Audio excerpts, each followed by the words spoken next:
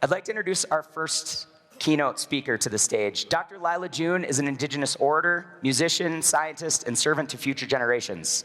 Her messages focus on Indigenous rights, supporting youth, traditional land stewardship methods, and healing intergenerational and intercultural trauma. She's thought deeply about history's solutions to modern problems and is here to share her insights with us today. So please help me in welcoming Dr. Lyla June to the Circularity stage.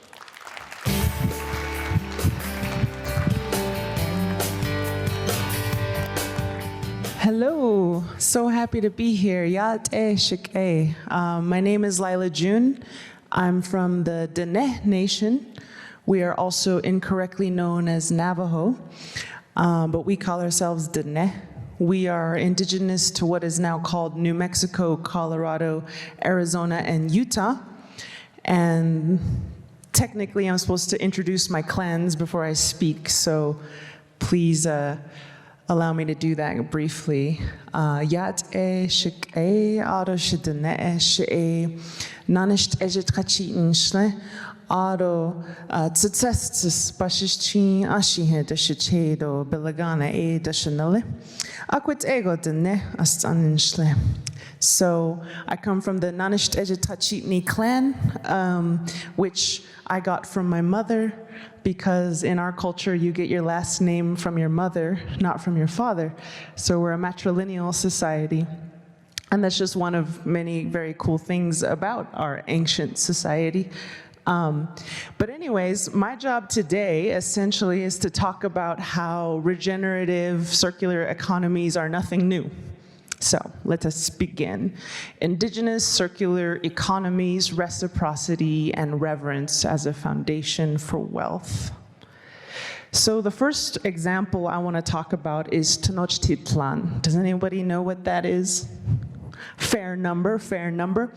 Not enough people know what that is, and that's not our fault. That's the fault of the US education system. But Tenochtitlan is what used to be present-day Mexico City. And it had a population of, some say as low as 50,000, some say as high as 300,000, but it was only 5.4 square miles, so even if we go on the low end, it had a higher population density than Los Angeles.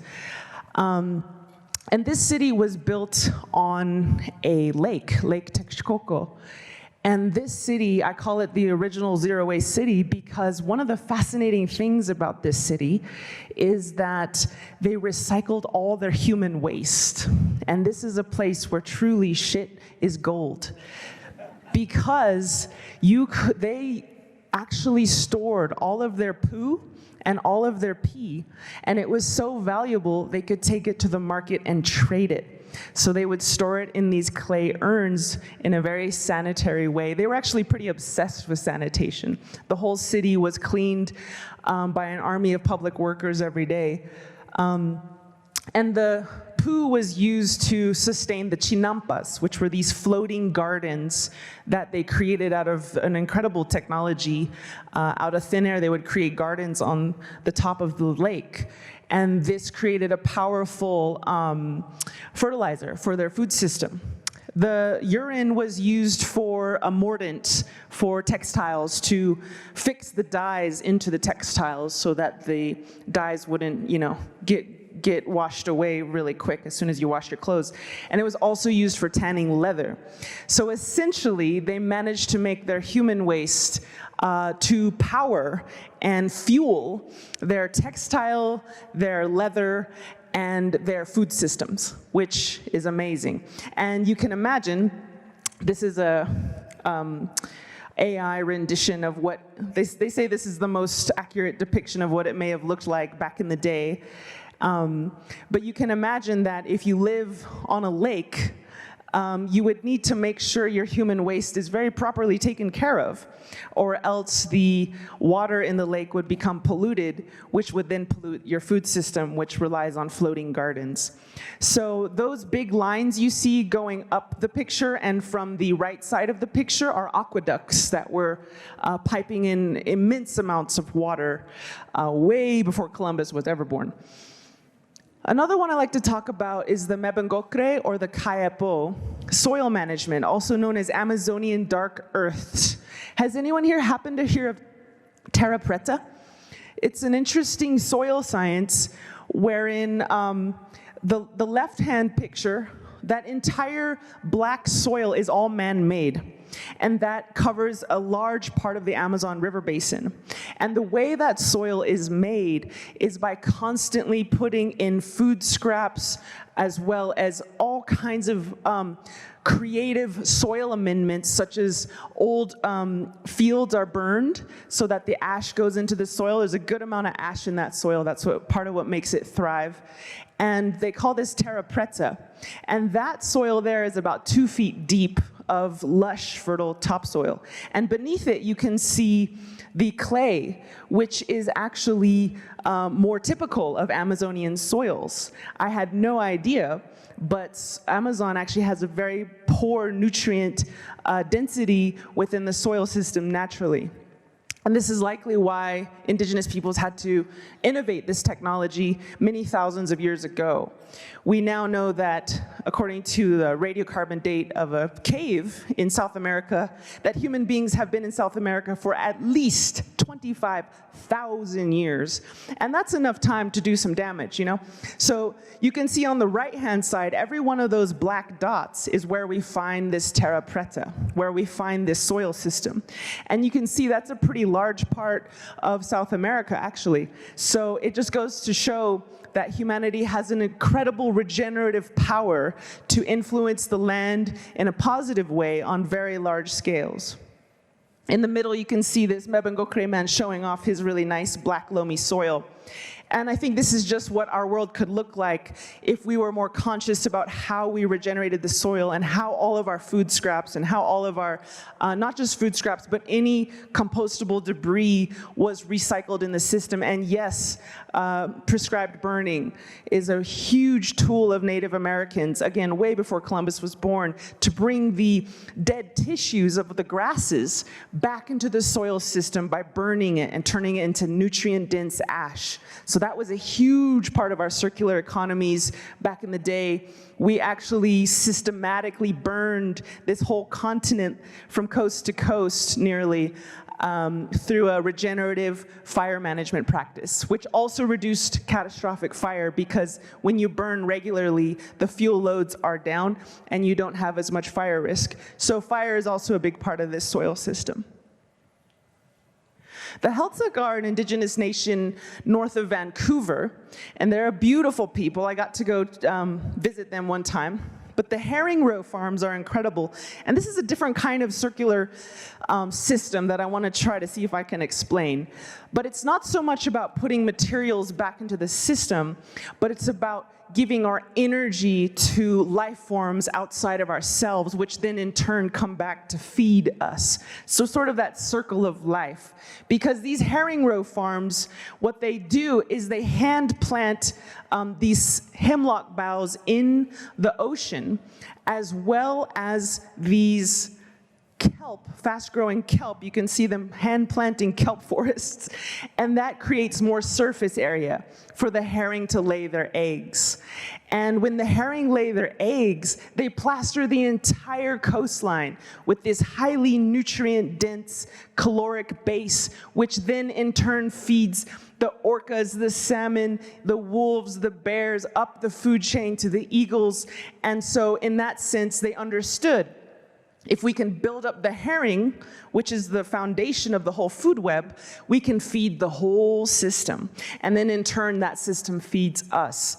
So I call this technique augmenting the base. Find out what an ecosystem or a system depends on at its foundation, at its base, and build that up so that then those, more of a trickle-up economy, where that base is really nourished so that all else can have a strong foundation. So that's their economic approach, is augmenting the base. And it's quite incredible how they've been doing this for, again, thousands of years. So I could go on and on. I have a million different examples, which you could read in my dissertation if you want. But I really like what this talks about in terms of our humanity. And it really repaints humanity from a virus to Homo sapiens being a gift, human beings being a keystone species. That not only is it okay for us to be on the earth, but that we are needed on the earth when we are acting in a regenerative way. And Mother Earth not only tolerates us, but she needs us to take up our ecological role, which was to do things like this that you saw in these examples, to help and to assist ecosystems, and in ways that only human beings can do, which is very fascinating, I think. So I like to just quickly talk about hardware versus software. The hardware is the human body, whereas our software is our program that we operate on, our worldview, our principles, our value system. And so it's not so much that the human being is bad, the human being is a pest, but rather that sometimes our software can get corrupted and needs to be debugged of fear, debugged of selfishness, debugged of this very bizarre thing called profit maximization, which seems to throw everything else by the wayside. But in any case, I like to honor each of you because what I feel like we're doing today is we're really gardening our software so that we can be better equipped to garden the outer landscape when we tend to the inner landscape, which is our values and our principles. So this is the Anishinaabe 7 grandfather teachings, a value system example. And this is like an indigenous software that drives their whole society. Honesty, humility, wisdom, love, bravery, respect, truth. Those were the 7 grandfather, and still are, of the Anishinaabe, also known as Ojibwe, also known as Cree. Sometimes we have a lot of names because they didn't learn our real name the first time, but that's a whole other point. But anyways, this value system is what every single person was responsible with inculcating in the next generation. So you can imagine what would our world look like if this was our software, if this was the disk that you put into everyone and what they ran on.